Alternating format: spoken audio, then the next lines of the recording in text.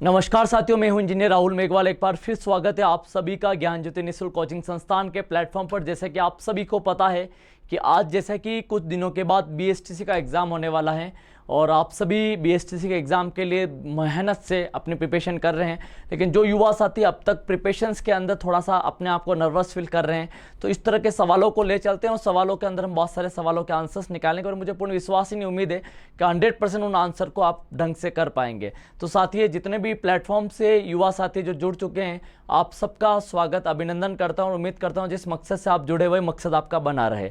तो साथियों, जो ले चलते हैं सबसे पहले सवाल को। पहला सवाल क्या कहता है देखिएगा, बोला गया AFIJORMRU। तो अगला क्या आएगा? इस कंटेंट को समझने के लिए मैंने कहा था कुछ नहीं करना, सबसे पहले आपको ABCD लिखने, ABCDEFGHIJKLMNOPQRSTUVWXYZ। बिल्कुल सही बात है। अब क्या करना है? कुछ नहीं करना है, इस पे कोड डालना है। जो पहला सवाल आप सभी को पता है, 1 2 3 4 5 6 7 8 9 10 11 12 13 14 15 16 17 18 19 20 21 22 23 24 25 और 26। तो इस तरीके से ये सवाल के अंदर हमने अल्फ़ाबेट्स डाले और देखा गया किस तरीके से हम इस सवालों के आंसर्स को हम निकाल सकते हैं। तो देखिए, सबसे पहले बात करते हैं AFI। अब कोड को लिखना है, कोड को लिखने के बाद आंसर्स निकालना। मैंने बोला ए का कोड, यानी मैंने बोला जैसे AFI, फिर कोड आएगा JOR, फिर है MRU। तो अगला क्या आएगा वो देखने के लिए कुछ भी नहीं करना, कोड को अपन आंसर्स में बदलना है या सवालों का आंसर्स लिखना है। यदि मैं कहूँ A का कोड कितना है, 1 है, फिर मैं कहूँ F का कोड कितना है, 6 है, और फिर मैं कहूँ I का कोड कितना है, उसके बाद I का कोड 9 है। बिल्कुल सही बात है। तो इस तरीके से कोड लिखने के बाद इसके आंसर्स को फटाफट आप देखिए, क्योंकि ये सवाल मैं पहले करवा चुका हूँ। कोड लिखना है और फिर उसके बाद नंबरिंग डालनी, फटाफट कर दीजिए। अब आप कहोगे कि J का कोड कितना है। अब J का कोड सभी जानते हैं कितना, J का 10 है। फिर कहोगे O का कोड कितना है, तो सभी को पता है कि 15 है। फिर R का कोड कितना है, 18 है। तो बिल्कुल M का कोड कितना है, M का कोड 13 है। R का कोड कितना, 18 है। और U का कोड कितना, 21 है। बिल्कुल सही बात है। अब देखना ये सवाल को समझने के लिए, इन दोनों में कितना अंतर, 5, इन दोनों में कितना अंतर, 3, 5 और 3, इन दोनों में कितना अंतर, 5, इन दोनों में कितना अंतर, 3, इन दोनों में कितना अंतर, 5, इन दोनों में कितना अंतर, 3। तो 5 3 5 3 5 3 का अंतर आ रहा है। तो इसमें से कौन सा ऐसा अल्फाबेट है जिसमें अंदर 5 और 3 का अपन को अंतर आए? तो सबसे पहले ऑप्शन ए सोल्व करते हैं, HMP। H का कोड जो जाएगा, आप सभी को पता है H का कोड 8 जा रहा है, M का कोड 13 जा रहा है और P का कोड 16 जा रहा है। अब बताओ इन दोनों में अंतर कितना? आप जानते हो 5 और इसमें 3। बिल्कुल पहले ही ऑप्शन सही जा रहा है। तो 101% जो क्वेश्चन बच्चों जुड़ पाए उन तमाम लोगों का स्वागत अभिनंदन करता हूं और उम्मीद करता हूं पहला सवाल के आंसर आपने 101% सही निकाले होंगे। अब इस सवाल को स्क्रीनशॉट ले लीजिए यदि आपको समझ में नहीं आ रहा है तो।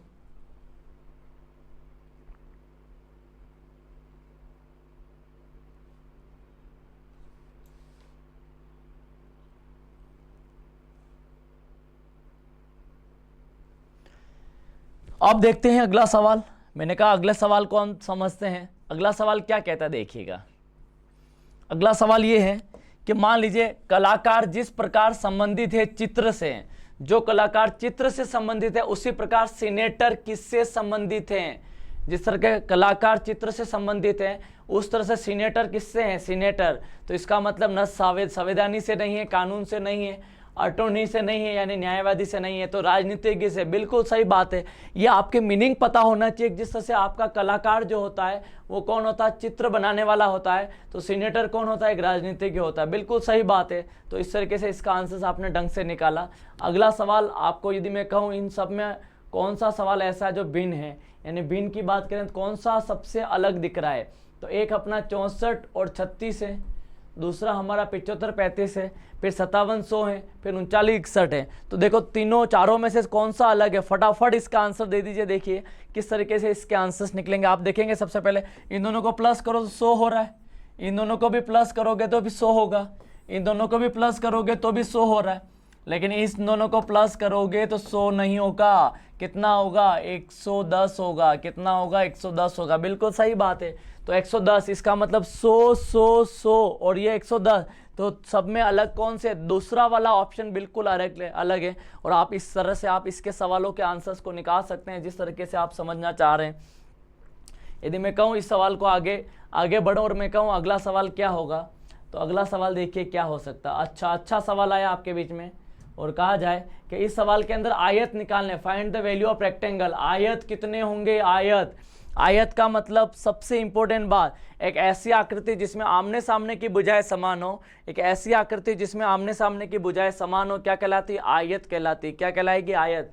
अब देखो बेटा, आप सभी को बताया मैंने, आयत निकालने तो कुछ भी नहीं देखना है, हमें क्या करना है, इसका भी 1 नंबर 2 नंबर, इसका 1 नंबर 2 नंबर, और रो और कॉलम को जोड़ना है, और जोड़ने के बाद जो संख्या है उनको आपस में गुणा करना है। बिल्कुल सही बात है, ये तो ट्रिक है। तो इसमें भी क्या करेंगे, वही करेंगे, 1 2 3, तो इसका 1 + 2 + 3 कितना हो गया 6, फिर 1 और 2, तो 1 + 2 कितना हुआ 3, और 6 का 3 से गुणा करते हैं, 6 का 3 से गुणा करते हैं तो 18, बिल्कुल 18 आंसर सही जाएगा, क्योंकि इसका कोई इंपॉर्टेंस ही नहीं है, क्योंकि ये आयत है ही नहीं, न तो आयत है न त्रिभुज है। इसका मतलब ये इन सबको गिना जाए तो 18 आयत है। कितने हैं, 18। तो इस तरीके से आप इसके आंसर्स भी निकाल सकते हैं ढंग से। तो 18 आयत आए। अब बात करें, मैं ये अलग अलग टाइप के सवाल में लेके चल रहा हूँ क्योंकि आप सभी को पता होना चाहिए। अब नीचे दी गई संख्याओं को अवरोही क्रम में, आरोही का मतलब आपको पता है कम से ज़्यादा, अवरोही का मतलब ज़्यादा से कम। अब ज़्यादा से कम की बात करेंगे, सबसे पहले बात करें इन सब में 0.0.0.0 आया, इसका मतलब 0। अब पॉइंट के बाद सबसे बड़ी संख्या कौन सी, 9 वाली, तो सबसे बड़ी यानी 5 नंबर है। उसके बाद 9 ये खत्म हो गया, 9 के बाद 1 1 0 1, उसके बाद 1 1 आया तो 1 1 1 को काट लीजिए, तो इसका मतलब फिर आएगा 9 वाला। तो यह इसका मतलब आप सभी सकते हैं 5 के बाद 4 नंबर उससे बड़ी, ये भी कंप्लीट हो चुकी है। अब देखते हैं 0 0 0, 0 के बाद 9 2 और 1, तो उसके बाद 1 नंबर आएगी। फिर उसके बाद कौन सा आएगा, ये हो चुका है। फिर उसके बाद 1 नंबर के बाद फिर क्या आएगा 2, फिर आएगा 1, बिल्कुल सही बात है। फिर आएगा 3 और फिर 2 आएगा, यानी 3 नंबर आएगा फिर 2 नंबर आएगा। इसका मतलब 5 4 1 3 2, यानी 5 4 1 3 2, इसका मतलब सेकेंड ऑप्शन बिल्कुल सही जाएगा। तो इस तरीके से आपके आंसर्स सही जा पा रहे हैं। मुझे पूर्ण विश्वास ही नहीं, उम्मीद है कि 100% कहीं न कहीं दृष्टिकोण से आप अपने आंसर्स को सही निकाल पा रहे हैं। अब सवाल लीजिए और मैं सवाल कहूँ कि कौन किसके क्या है क्या नहीं है, तो देखना है सवालों के अंदर। देखते हैं, मेरे को बोला जाए ABCDEF केंद्र की ओर मुंह करके एक व्रत के बैठे हुए हैं, इसका मतलब 4 लोग हैं, 4 नहीं है इसके अंदर, 6 लोग हैं, बिल्कुल 6 लोग हैं और 6 लोग हैं। इसका मतलब सिटिंग अरेंजमेंट का सवाल है। एक बार मैं आपसे चाहूँगा आप करके दिखाएं इसको।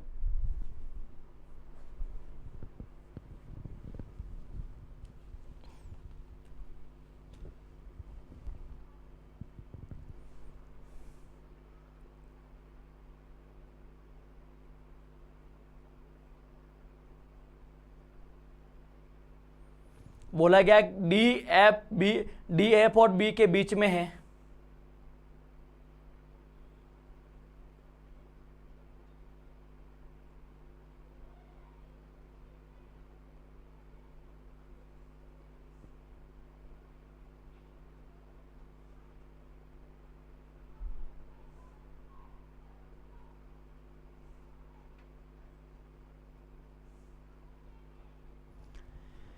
अब सवाल कुछ नहीं, ABCDEF केंद्र की ओर मुंह करके बैठे, ये केंद्र है, इसमें मुंह करके बैठे हैं। कौन कौन है बेटा, ABCDEF, तो ABCDEF 6 लोग हैं जो केंद्र की ओर मुंह करके बैठे हैं।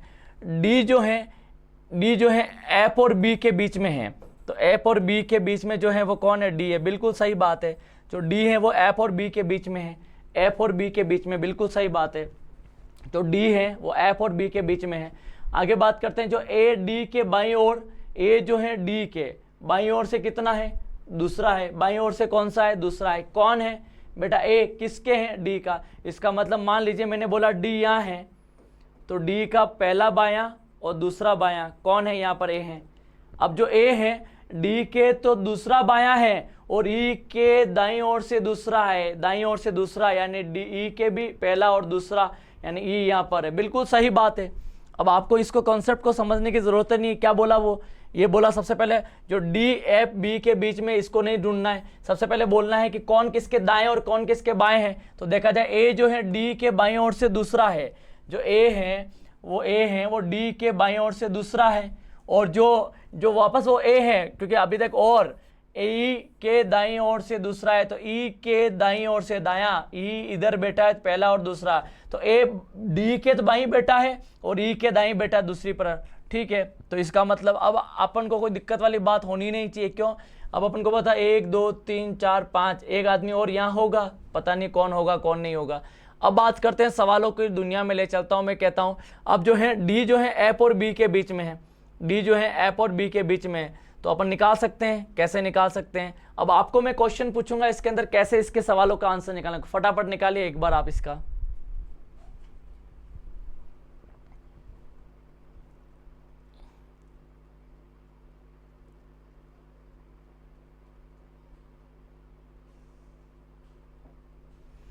अब आप सभी को पता है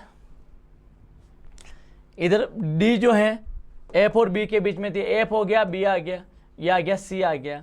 अब क्या बोला, डी की और किसका मुंह है, तो एक दूसरे के सामने होगा, इसका मुंह है, इसके मुंह इसका, तो डी के सामने जो है सी का मुंह है। बिल्कुल पहला वाला आंसर सही जाएगा, डी के सामने सी का मुंह है, और इसका आंसर सही निकालने के बाद आंसर आपका निकला होगा। अब देखते हैं अगला सवाल, और मैं चाहूंगा इस सवाल को आप मन से कीजिए। क्या पूछा गया, इस TALENT को कुट भाषा में ये लिखा जाए तो बताइए कि इस भाषा को क्या लिखा जाएगा। तो फटाफट निकाल लीजिए, मैं चाहूंगा कि इसका आंसर फटाफट निकल जाए। क्या बोला गया कि TALENT, इसका मतलब LATENT, इसका मतलब ये है, तो बताइए EXOTIC, इसका मतलब क्या होगा। तो फटाफट इसका आंसर निकाल लीजिए, मैं चाहूंगा इसका आंसर निकलने के बाद। अब बताओ मुझे कैसे क्या इसका आंसर निकलेंगे। आपको लग रहा होगा सर ये लास्ट वाला तो यूं ही मिल रहा है, एन भी मिल रहा है, ई भी मिल रहा है, ये तीनों तो लास्ट के यूं ही मिल रहे हैं, तो ये सर लास्ट वाले तो यूं ही मिलेंगे, सी यहीं मिलेगा, आई यहीं मिलेगा और टी यहीं मिलेगा, तो TIC ये तो यहीं मिलेगा, TIC तो यहीं मिलेगा। अब बोला जाए ये तीनों आपस में एक दूसरे के चेंज हो गए, ये यहाँ चला गया, ये यहाँ चला गया, इसका मतलब क्या बोला जाए, टी यहाँ चला गया, ए यहाँ आ गया, एल यहाँ आ गया, यदि आपस में बदल गए तो क्या बोला जाए, अपन को पता ये यहाँ आ जाएगा, फिर एक्स बीच में आ जाएगा, फिर ओ सबसे आगे आ जाएगा, तो OXE TIC, OXE TIC, बिल्कुल थर्ड ऑप्शन बिल्कुल सही जा रहा है। तो इस तरीके से इसका आंसर भी हमने निकाल लिया, देख लीजिएगा। आप कोई फॉर्मूला है या कोई आकृति जिसका आंसर निकालना, मैं चाहूंगा इसका आंसर ये वाला अपन को निकालना है। तो ये यूं आए, यूं आए, यूं आया, तो आप सभी को पता होगा, फिर ये यूं जाएगा, फिर अपन को शायद ऐसे जाएगा, तो इसका मतलब ये वाला जो डायग्राम है कैसा बनेगा, शायद मुझे ऐसा लगता है ऐसा बनेगा, और ऐसा जहां पर है वो आप निकाल लीजिए। बिल्कुल सही है सेकेंड ऑप्शन। इसका मतलब कहीं ना कहीं दिमाग रूप से आप अच्छे से आंसर निकाल पा रहे हैं और ढंग से 100 सवाल को कर पा रहे हैं। तो देख लीजिए अगले सवालों को। लोहे के 4 खंबे ABCD, तो निकाल सकते हैं कैसे लोहे के 4 खंबे। लोहे के 4 खंबे हैं ABCD, और एक खंबा A लंबा है C से, B छोटा है D से, C लंबा है D से, इनमें से सबसे छोटा कौन है। तो मैं चाहूंगा फटाफट इसका आंसर निकाल लीजिए।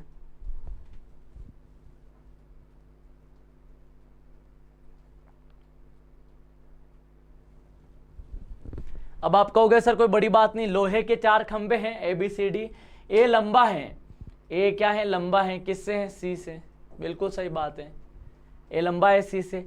B छोटा है D से, तो B छोटा है बेचारा किससे, D से।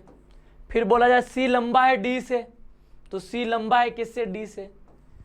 फिर D से छोटा कौन है, B है, तो इसका मतलब चारों खंबे हो गए। तो इनमें से सबसे छोटा कौन है, बी है, बिल्कुल सही बात है, बी ऑप्शन सही जाएगा। जिन लोगों का ऑप्शन के माध्यम से सही आंसर जा पा रहे हैं 101% उनके आंसर बिल्कुल एकदम करेक्ट हैं, जो आंसर्स निकाल पा रहे हैं उस हिसाब से। अब मैं चाहूंगा इसका आंसर फटाफट निकाल के बता दीजिए आप। अब करना कुछ भी नहीं है, सिर्फ अपन को क्या करना है, मिरर इमेज निकालनी, कैसे निकालनी कैसे नहीं निकालनी, देख लीजिए फटाफट इसका आंसर्स।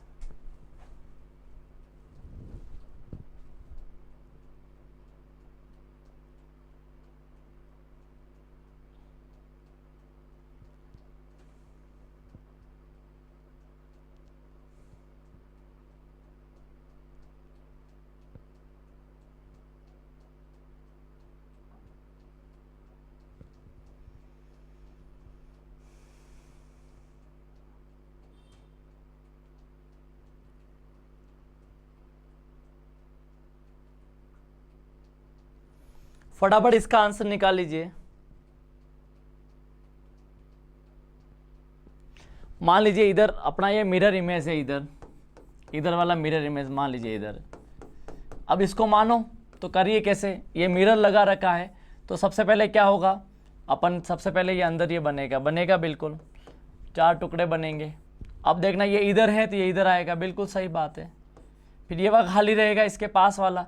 अब मान लीजिए अपन को पता है कि ये यूँ जा रहा है तो ये कैसे जाएगा, ये फिर ऐसे जाएगा, बिल्कुल सही है। उसके बाद ये जा रहा है तो ये भी ऐसे जाएगा। तो इस्ट वाला ऑप्शन जो सेकंड है बिल्कुल सही बात है। इधर यदि मिरर लगा दिया जाए तो इसका आंसर ये बिल्कुल करेक्ट आंसर जाएगा इस रूप में। तो कहीं न कहीं किसी न किसी दृष्टिकोण से आप सही ढंग से कर पा रहे हैं और मुझे पूर्ण विश्वास ही नहीं, उम्मीद है कि आप आंसर निकाल लेंगे। दीपक अपने घर से उत्तर की ओर 25 मीटर चला, फिर पश्चिम की ओर मुड़कर 15 मीटर गया, फिर दक्षिण ओर मुड़कर 10 मीटर गया, अंत में पूरब की ओर 15 मीटर चला। तो वह अब घर से किस स्थान पर है, किस दिशा में? तो फटाफट निकाल लीजिए इसका भी आंसर आप।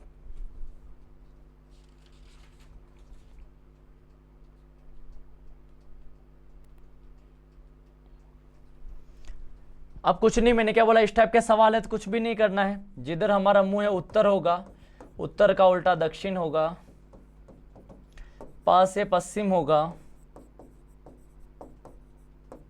और पू से पूर्व होगा।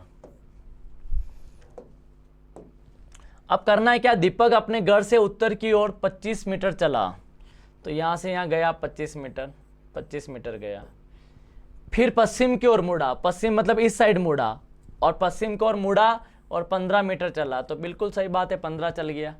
फिर उसके बाद कैसे मुड़ा, दक्षिण की ओर मुड़ा, तो दक्षिण की ओर मुड़ा और चला, कितना चला, 10 चला, बिल्कुल सही बात। अंत में वो पूरब की ओर मुड़ा और अंत में और कितना किधर मुड़ा, अंत में वह पूरब की ओर मुड़ा और कितना चला, 15 चला, बिल्कुल सही बात है। इसका मतलब 15 चला यानी यहाँ आ गया, इसका मतलब 15।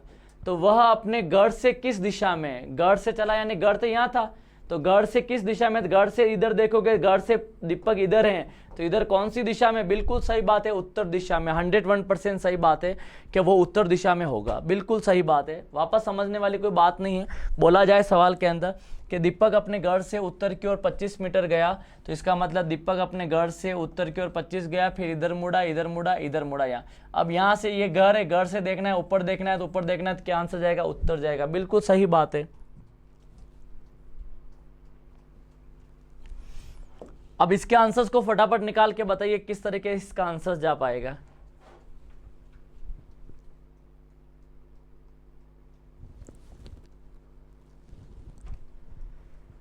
एक कैदी ने उससे मिलने आए लड़के को जेलर से परिचय कराते हुए कहा, एक कैदी ने उससे मिलने आए लड़के को जेलर से परिचय कराते हुए कहा। अब तीन ऑब्जेक्ट है, कैदी बोल रहा है, किसको बोल रहा है, लड़के के लिए, को किसको बोल रहा है, जेलर को। तो जिसको बोल रहा है उसको रहने दो। बोला परिचय कराते हुए कहा कि मेरा कोई भाई और बहन तो है नहीं, इसका मतलब इसका भाई और बहन तो है नहीं कैदी का। इसका मतलब यह लड़का मेरे पिता के पुत्र का पुत्र है, तो ये लड़का जो है मेरे पिता के पुत्र का पुत्र यानी मेरा पोता, मतलब मेरा लड़का होगा।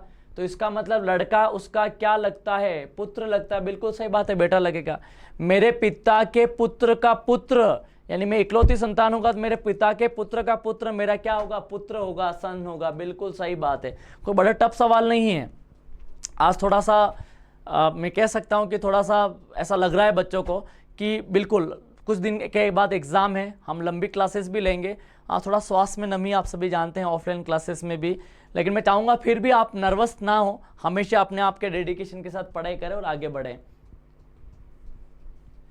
अब इसका सवाल का आंसर निकालिए फटाफट। इसका आंसर कैसे निकलेगा? अब आप कहोगे सर ये 3 है, ये 2 है, ये 4 है, ये 5 है, कुछ नहीं करना है, 3 है, 2 है, 5 है या 4 है, इनको ऐसा करो 26 आ जाए। पहले तो आप गुणा करके जोड़ो, तो गुणा किया तो 3 × 2 6, 5 × 4 20, 6 और 20 26 हुआ, बिल्कुल सही बात है, 26 आंसर आ रहा है।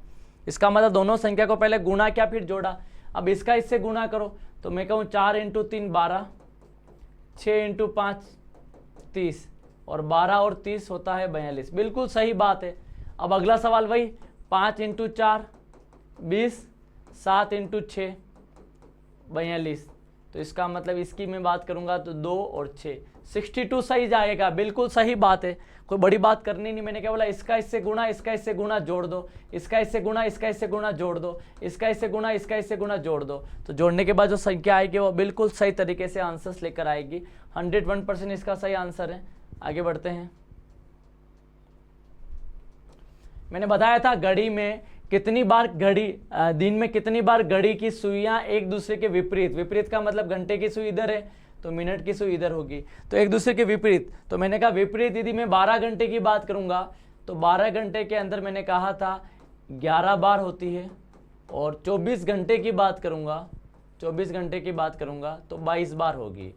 तो इसका मतलब 12 घंटे में 11 बार और 24 घंटे में 22 बार। पूरे दिन की बात करें तो 22 आंसर जाएगा। ये भी आप कॉन्सेप्ट को ध्यान रखना कि जब हम घड़ी की सुइयों को विपरीत सुइयों की बात करें दोनों के, तो दोनों में 12 घंटे में 11 बार तथा 24 घंटों में आप सभी का 22 बार आंसर जाएगा। बिल्कुल सही आंसर जा रहा है आप सभी का। आपका लिए सवाल करवाया था, आप सब बच्चों ने किया भी होगा। मैंने क्या बोला, पीले घन वाले को बराबर कितने 64, तो मैंने बोला x बराबर कितना 64, तो पहले n निकाल लीजिए। तो x की घात 1/3 यानी 64 का क्यूब रूट निकाल लो। अब 64 का क्यूब रूट कितना होता है, 4 होता है। तो n का मान 4 आ गया। किसका आया, n का मान। तो बताइए कितने ऐसे घन होंगे जिनकी एक सतह रंगीन होगी। तो आपको पता है एक सतह रंगीन, और एक सतह रंगीन का मतलब होता है, उसका फॉर्मूला जाएगा 6n-2 बिल्कुल सही बात है। अब आप कहोगे कैसे आंसर निकलेगा, 6 का 6, अब n का वैल्यू 4 - 2 6, 4 में से 2 गए 2, 2 का स्क्वायर, फिर 6 × 2 का स्क्वायर 4, 6 × 4 24। बिल्कुल सही आंसर है, 24 इसका आंसर सही जाएगा। कभी कभार किसी घन को इतने टुकड़ों में काटा जाए तो बताइए उस घन से बनने वाले टुकड़ों की संख्या में कितने घन ऐसे होंगे जिनके एक भी सतह रंगीन नहीं होगी, 2 सतह रंगीन होगी, 3 सतह रंगीन होगी। तो इस तरीके से बहुत सारे सवालों के हम क्या निकाल सकते हैं, आंसर्स निकाल सकते हैं। फटाफट तरीके से हम आंसर्स को निकाल रहे हैं और देखते हैं कि कितने बच्चों के आंसर सही निकल पाते हैं। अब आगे बात करते हैं। अब आप कहोगे इसका आंसर आपको सबको ही निकालना, आप सभी को कौन सा राज्य, देश और शहर को प्रदर्शित करता है। फटाफट इसका आंसर निकाल लीजिए, कोई बड़ी बात नहीं है।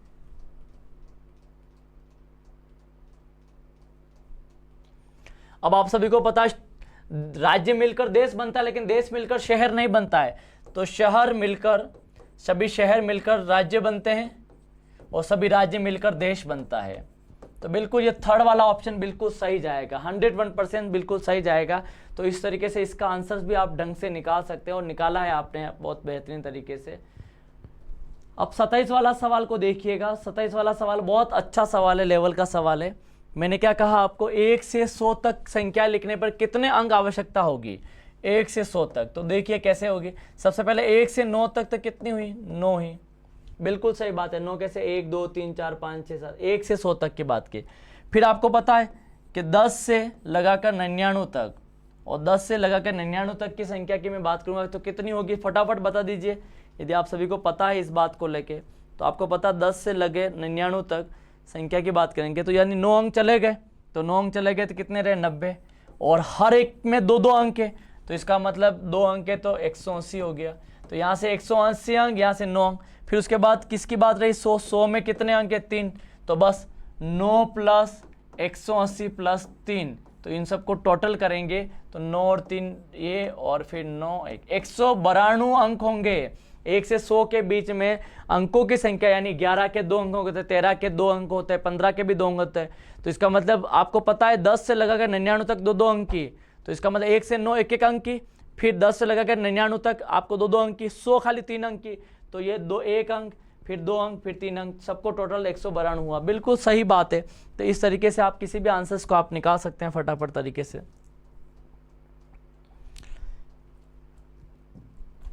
फटाफट बना दीजिए। मैंने क्या कहा आपको, म्यूजियम का क्यूरेटर से वही संबंध है जो जेल का किससे होगा।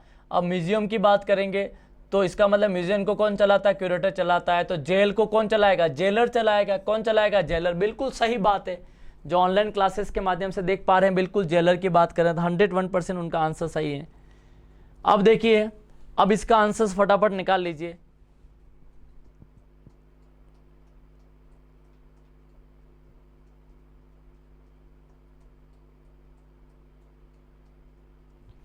मोम का मतलब ग्रीस है, तो वही संबंध दूध का किससे होगा, तो दूध का दही से होगा। बिल्कुल सही बात है।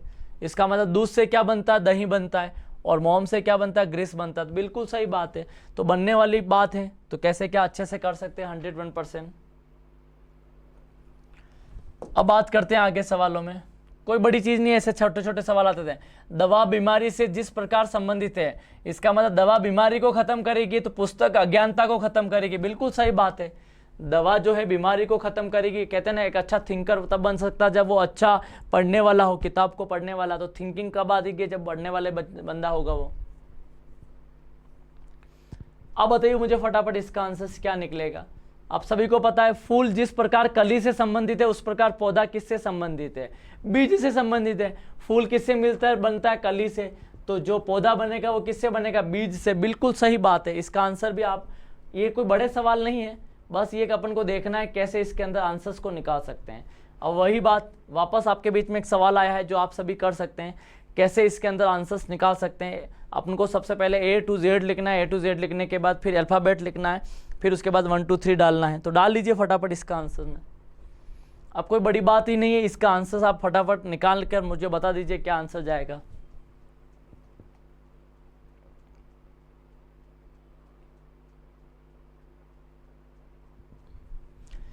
करना कुछ नहीं है, देखो A B C D E F G H I J K L M N O P Q R S T U V W X Y Z।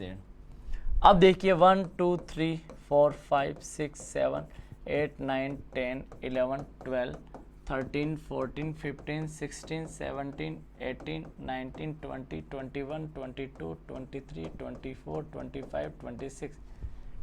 अब मैं कहूँ आपको इसको क्या कर सकते हैं, अब बोला जाए रोज ROSE को बोला जाए TQUG। अब आपको पहले कोड डाल दीजिए, कोड में आप सभी को पता चल जाएगा कैसे कोड रहेगा। इसका 18 का कोड जाएगा, फिर मैं बात करूं O का कोड 15 जाएगा, फिर S का कोड की बात करेंगे तो 19 जाएगा, फिर E के कोड की बात करेंगे 5 जाएगा, फिर T के कोड की बात करेंगे हम तो T का कोड 20 जाएगा, फिर Q के कोड की बात करेंगे 17 जाएगा, फिर U के कोड की बात करेंगे तो 21 जाएगा, फिर G के कोड की बात करेंगे तो 7 जाएगा। अब इसके अंदर कोडों को कैसे समझेंगे देखना। अब 18 से 20 यानी +2 हुआ, 15 से 17 +2, 19 से 21 +2, 5 से 7 +2। तो इसका मतलब सब में +2 हुआ है। अब आप कहोगे सर इसमें क्या जाएगा, तो बस ये जो कोड लिखा हुआ है इसका नंबर डालना और +2 डालना। तो B का कोड आप सभी को पता 2 लिखा है, फिर I का कोड आप सभी जानते हैं 9 लिखा है, फिर S का कोड आप सभी जानते हैं 19 लिखा है, फिर C का कोड जानते हैं 3 लिखा है, फिर U का कोड 21 है, फिर I का कोड कितना है आप सभी को पता है कि 9 है, फिर T का कोड आप सभी जानते हैं कितना है 20 है। ये जो कोड है इनमें सबको सिर्फ क्या करना, 2 प्लस करना है। कितना प्लस करना, 2 प्लस करना है। इसका मतलब 2 प्लस करेंगे, 2 का कितना हो गया 4 हो गया, फिर 9 का कितना हुआ 11 हुआ, फिर उसके बाद 19 का 21 हुआ, 3 का कितना हुआ 5 हुआ, फिर 21 का कितना हुआ 23 हुआ, 9 का कितना हुआ 11 हुआ, 2 का कितना हुआ 4 हुआ, और उसके बाद मैंने कहा आप सब 20 का कितना हुआ 22 हुआ। तो ये 2 नहीं है, 20 है, तो 20 का क्या हुआ 22 हुआ। अब आप कहोगे सर इसका आंसर कैसे निकलेगा, तो निकल जाएगा कैसे निकलेगा। तो मैंने क्या बोला, तो 4 किसका कोड है आप सभी को पता 4 D का है, फिर 11 किसका है, तो 11 आप सभी को पता J का है। इसका मतलब आप कहीं न कहीं 11 किसका है तो आप सभी को पता K का है, किसका है K का। फिर 21 किसका है तो 21 आप सभी को पता U का है, 5 किसका है तो E का है, फिर 23 किसका है तो 23 W का है, फिर 11 किसका है तो 11 आप सभी को पता K का है, फिर 22 किसका है तो 22 सभी को पता V का है। तो इसका मतलब DKUEWKV, fourth option is the correct option. बिल्कुल सही बात है। तो इस तरीके से इसका आंसर्स भी आप ढंग से निकाल पा रहे हो और निकाले होंगे आपने।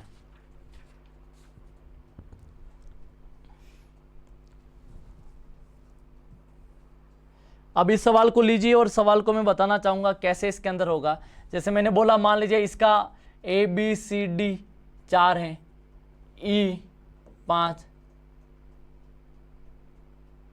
G का कोड क्या जाएगा आप सभी को पता है, तो इसका मतलब 7 है। तो अगला क्या जाएगा, देखो इसमें एक अंतर है, इसमें 2 अंतर, तो अगला 3, तो 10, और 10 क्या जाएगा आप सभी को पता 10 क्या जा सकता है, तो आप सभी को पता होगा आंसर जो जाएगा वो 101% बिल्कुल सही जा रहा है। आप बता दीजिए क्या जाएगा, जे जाएगा, बिल्कुल सही बात है जे। तो 10 का कोड क्या होगा, जे होगा। तो इसका मतलब कहीं ना कहीं किसी न किसी दृष्टिकोण से आपका आंसर सही ढंग से निकल रहा है। अब ये कुछ भी नहीं, देखो बहुत सिंपल सवाल आपके बीच में। सवाल क्या है, यदि मैं कहूँ आप सभी को निम्नलिखित में से दिए गए आरेख के अंदर कलाकार को त्रिभुज तथा डॉक्टर को व्रत और इसको ये कहा जाए, तो ये सारी चीज दे रही है। बोला गया कितने डॉक्टर कलाकार खिलाड़ी हैं, इसका मतलब डॉक्टर भी हैं, कलाकार भी हैं और खिलाड़ी भी है। तो तीनों इसका मतलब 3, बिल्कुल सही बात है, सेकंड ऑप्शन जाएगा। तीनों है तो तीनों का एक ही चीज जा रहा, आंसर 3 जा रहा, बिल्कुल सही बात है। तो इस तरीके से इसका आंसर भी हम निकाल सकते हैं बहुत तरीके से। अब बात करते हैं, मान लीजिए कोई सवाल ऐसा आ जाए कि मान लीजिए अब आलोक की बात की जा रही है। आलोक पूर्व दिशा की ओर मुंह करके 15 किलोमीटर गया। तो आप सभी को पता है ये उत्तर है, ये दक्षिण है, ये प से पश्चिम है, पू से पूर्व है। कुछ भी नहीं करना, जैसा बोला जाए वैसा आपको कमांड्स को करना है और आंसर को निकालना है। अब मैंने क्या बोला, ये उत्तर है, ये दक्षिण है, ये पास से पश्चिम है, ये पूर्व है। अब बोला जाए, मान लीजिए कोई कहे कि इसका आंसर कैसे निकलेगा। बोला आलोक पूर्व की ओर 15 किलोमीटर गया, 15 मीटर गया। तो आलोक 15 किलोमीटर इधर गया। उसके बाद तत्पश्चात वह अपने बाईं ओर मुड़ता है। तो पूर्व से बायां इधर मुड़ा और 13 किलोमीटर चला। तो ये 13 किलोमीटर चला।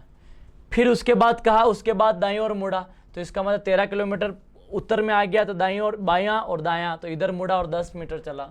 तो इधर गया और 10 मीटर गया। फिर बताइए, तो इस समय वह अपने पूर्व स्थिति से किस दिशा में है।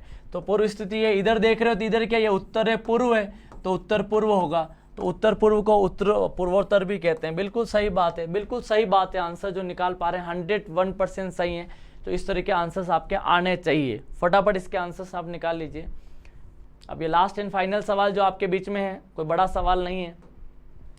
सवाल क्या है देखिएगा, यदि मैं कहूँ आप सभी को, गरीबों की सहायता मानवता की सच्ची सेवा है। बिल्कुल सही बात है। यदि हम कभी ऐसा कोई, हो सकता है आज पैसों से वो गरीब हैं, लेकिन हो सकता है दिल से अमीर हो, तो ऐसे लोगों को हम सैल्यूट करना चाहिए जो दिल से अमीर हो। बाकी गरीबी हर इंसान के हर घर में रहती है, चाहे वो पैसों से हो, चाहे शिक्षा से हो, चिकित्सा से। कोई मेडिकल बीमार है तो वो हो सकता है चिकित्सा के अंदर गरीब हो।